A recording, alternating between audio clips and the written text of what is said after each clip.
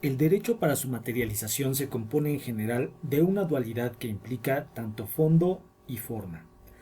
La forma es la manera más evidente en que el derecho se manifiesta, pues se integra de los actos y actuaciones materiales que conducen la ley a su cumplimiento. El fondo, en cambio, es más sutil e implica el conjunto de razonamientos inspirados en normas y constituidos en un silogismo que fijan la verdad legal.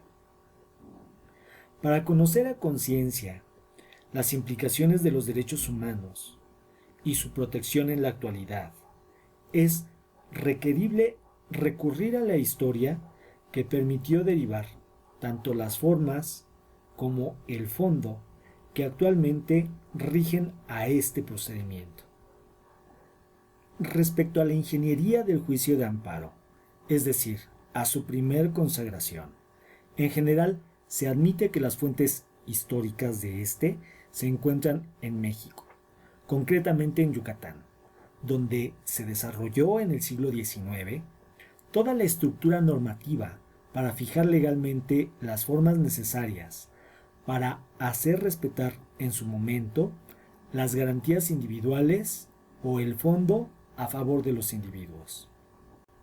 Sin embargo, la realidad es que el crisol en que se estructuraron informalmente las reglas procesales del juicio de amparo no fue mediante la estructura del derecho constitucional, sino en razón de la dinámica política de la España medieval del siglo XVI.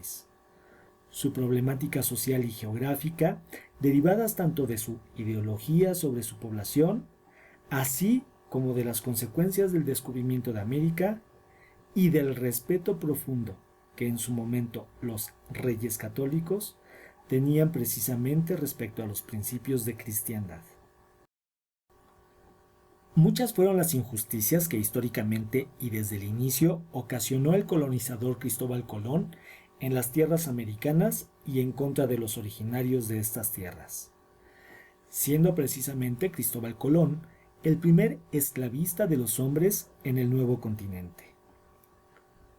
Este hecho ocasionó la indignación de la reina Isabel la Católica, quien precisamente, sustentada en los principios de la fe del catolicismo, tomó la decisión hacia el año 1500 de expedir la cédula real del 20 de junio en que ordenó la libertad de los naturales de América conducidos hacia Europa. Esta cédula, actualmente desaparecida, fue ratificada más tarde por la cédula real de 1503, que igualmente ratificaba a la anterior. Así pues, estos antecedentes, concretamente la esclavitud, que fue considerada como una institución injusta recaída sobre la población americana, constituyó el antecedente jurídico histórico que dio lugar a una serie de reformas jurídicas proteccionistas a favor de los indefensos en América. El 20 de junio de 1500, la reina Isabel expidió la cédula ordenando la libertad de los naturales americanos que Cristóbal Colón había enviado para vender como esclavos de acuerdo a las normas del derecho vigente en España. Dijo entonces la reina que los indios eran vasallos de la corona y como tales no podían ser esclavizados. La reina no procedía por consideraciones jurídicas ni económicas, sino que se lo imponía un deber de conciencia, es decir, el problema que se plantea cuando el hombre es capaz de escuchar a Dios, y especialmente cuando este hombre tiene la capacidad de hacer valer la voluntad de Dios en la tierra a través de la corona. Más tarde en su testamento, dictado el 12 de octubre de 1504 en Villa de Medina, Isabel la Católica suplicó al rey Fernando y ordenó a sus descendientes que no consintieran ni dieran lugar a que los indígenas, vecinos y moradores de las islas americanas y de tierra firme, ganadas y por ganar, recibieran agravio alguno en sus personas y sus bienes. De esta manera podemos vislumbrar ¿Cuáles son las características primordiales del juicio de amparo que desde el inicio se fueron elaborando poco a poco conforme a la dinámica política del antiguo Imperio Español? Sin embargo, igualmente, la realidad histórica es que, estando la monarquía lejos de las tierras conquistadas, se generaron un sinnúmero de argumentos sofísticos en América para retorcer la interpretación de la voluntad real, lo cual condujo a frailes, misioneros e incluso obispos de la época a enviar un sinnúmero de cartas en defensa de los indígenas e informando de la situación de su explotación tanto a los soberanos como al Papa.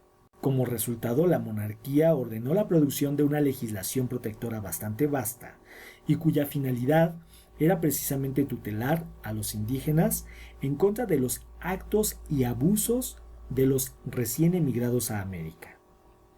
Incluso existieron bulas del propio Papa emitidas para proteger a estos grupos. Pero, ¿cuáles son entonces las cualidades generales que podemos derivar de esta época con el amparo? Durante los 3 siglos que anteceden a la creación del amparo como tal, se fueron dando poco a poco las características que hoy impulsan a este juicio y que implican las siguientes cualidades. Primero, la preexistencia y reconocimiento de derechos innegables a la persona humana. Segundo, el derecho de la persona a reclamar por sí, o mediante interpósita persona, el reconocimiento de esas prerrogativas. Tercero, la existencia de una autoridad autónoma a la emisión del acto y que de buena fe recibe al quejoso en audiencia para reclamar la protección de sus derechos. Cuarto, la audiencia de la contraparte a quien se le atribuye la violación y la recepción de pruebas de ambas, así como de sus argumentos y alegatos. Y finalmente, el establecimiento de una resolución final, generalmente emitida por los propios reyes, que de forma progresiva reconocía o no el derecho al solicitante de la protección y que en general se emitía o daba lugar a la emisión de cédulas reales obligatorias para todo el imperio. Por lo tanto, es de reconocerse que el amparo es un procedimiento cortesano de antecedentes españoles. Así pues, pese a lo sostenido por la doctrina, resulta indispensable reconocer que el juicio de amparo es en realidad un procedimiento que tiene como antecedente primordial la dinámica política de gestión de problemas sociales en las Cortes españolas y en sus audiencias reales. ¿Por qué es importante esta conclusión?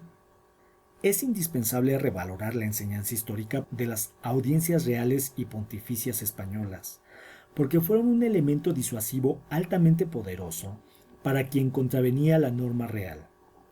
La existencia de un poder terreno superior, que se acrisoló desde el inicio en la personalidad de Isabel la Católica y en lo sucesivo en los reyes austrias, quienes al ser soberanos de las tierras americanas ordenaban que no se desobedeciera sus mandatos a través de las cédulas, implicaban para los rebeldes que estos fueran conducidos de América a España para ser juzgados por sus crímenes y terminando, en muchos casos, en el paredón a causa de la desobediencia.